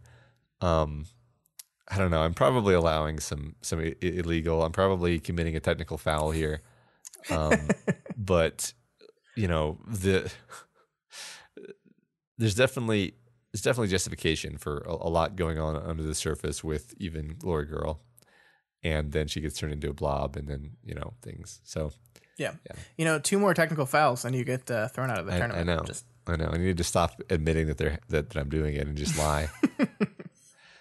Next one, Panacea versus Leviathan. Yeah, I'm not going to vote for any of the Endbringers in this tournament, because while I find them fascinating as creatures in this world, I will always vote for a character over them. Yeah, I feel so. I voted for Amy. Yeah, ditto. And then the final matchup, the Simurgh versus Golem. Come on. That's Golem. I mean, the Simurgh is actually pretty. The Simurgh is the most interesting Endbringer, because she is the one who is plotting and planning and thinking in terms of people as being things to manipulate rather than things to squish. But come on, it's Golem. Yeah, I agree. I voted for Golem. All right. So it's getting hard, Matt. Next week we will be on the Sweet 16. There will only be 16 characters left, and they will be all pitted against each other. And it's going to be tough. If you look at the bracket, you can see what the matchups are going to be, or what we think they're going to be, and it's going to be tough stuff. Yeah. So keep voting. If you haven't voted already, go to doofmedia.com/marchmadness and do that right now. You have until Sunday at 11 o'clock, 12 o'clock Eastern time, and then the votes for the Sweet 16 will be out not much longer after that. And we will go over the results of this round next week on the show, and then pick our Sweet 16 picks as well. And don't forget, when you vote, leave comments, because we will be reading some of those comments as we go through the results of last round. Yep. And that's all we got for you this week on We've Got Ward. You guys are all part of this show, so feel free to provide us with advice, questions, or thoughts on this week's reading. You can reach us via email at gotwormpod@gmail.com or over on our Twitter account at gotwormpod. That's also where you can find my weekly live reads of all the new chapters, and any scheduling changes that we have to go through can always be found there. So make sure you follow that account. Yeah. If you're not already subscribed to We've Got Ward, we recommend you do so and never miss an episode. You can find us on all the major podcasting platforms. So go do that. Yeah, and always you can find all the other shows we do along with this one over at doofmedia.com. You can see our other weekly shows, Deep Impact, Vow to View, and the Doofcast, which this week we'll be talking about Captain Marvel. That's right. We're going to do one of those new movie reviews we haven't done in a while. Topical movie review. Yeah, getting those clicks. That's right. And if you like any of our shows and you want to support them, consider donating to our Patreon account, patreon.com/doofmedia. You can donate $1 a month or whatever else you can afford. Supporting us on Patreon gives you tons of great bonuses like voting in our fan art and costume contests, Q&A sessions, access to live streams of our recording sessions, and our excellent Discord chat. Special thanks this week to New Bidoofs, Event Horizon, and Lelouch Lamperouge at the $1 level. Thanks y'all. It's awesome. We really appreciate that. Yeah, thank you guys so much. Thank you every single one of you who continues to support us each month and each week. We really appreciate it. And as always, make sure you head on over to Wildbow's Patreon page, patreon.com/Wildbow, and donate to him as well, because this is his world. We're just playing in it. And if you cannot afford to donate right now, that is absolutely okay. There are tons of ways you can help us out. One of those big ways is heading on over to Apple Podcasts and leaving us a rating and a review. Each and every review we get helps other people find and listen to our podcast. This week's review comes from I Am Not Faust, who gives us 5 stars and says, a fantastic literary analysis about a superhero web serial. Scott and Matt dive into the themes, trials, and tribulations about the characters in the Parahumans universe. The source material, Worm and Ward, are of course incredible, but I don't think I would have appreciated the depth of material without We've Got Worm. While I haven't listened to We've Got Ward in a while, have to wait for a backlog to binge nonstop for weeks straight, I know when I come back, Scott and Matt will bring their insight and enthusiasm to my reading. It feels like you're sharing your favorite novel with literature professors, or at least their TAs. I'll take TAs. Yeah. I'll take that. Don't call me professor. I'll take TA. Yeah, that sounds reasonable.